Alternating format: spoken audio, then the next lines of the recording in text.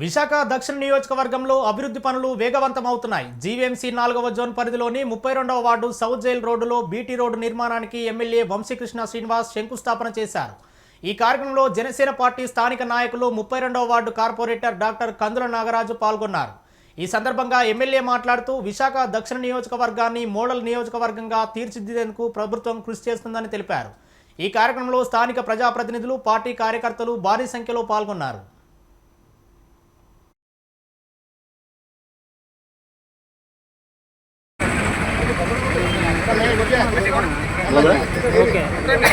అన్నా సైడ్ లేవు అన్నా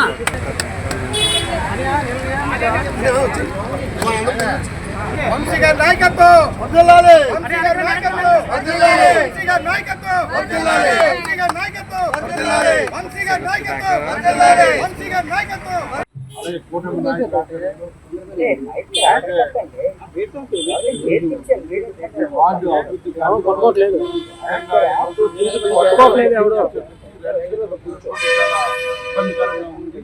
సుమారు 150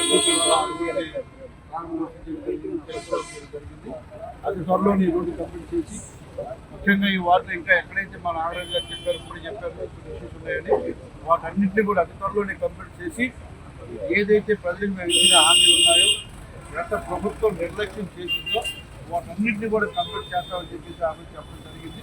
చెప్పింది చేస్తున్నాం, చేసి చూపిస్తాం, అప్పుడే ఓటు అడుగుతామని చెప్పడం జరిగింది. కాబట్టి అదేవిధంగా ముందుకెళ్తాం.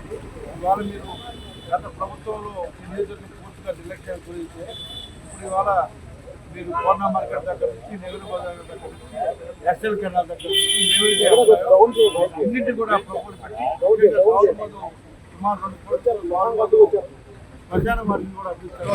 తప్పనిసరిగా ఇచ్చిన ప్రతి హామీని కూడా నిలబెట్టుకుంటూ, మరీ ముఖ్యంగా మా దక్షిణ నియోజకవర్గానికి వచ్చేసరికి మా ఎమ్మెల్యే గారు ఎక్కడైతే మాట ఇచ్చామో ఆ మాటని వాళ్ళు అడగకపోయినా మన ఎమ్మెల్యే గారు వెళ్ళి మేము ఏదైతే మాట ఇచ్చామో మాట చేస్తామని చెప్పినందుకు ఆయనకి ప్రత్యేకంగా ధన్యవాదాలు తెలియజేసుకుంటున్నాను.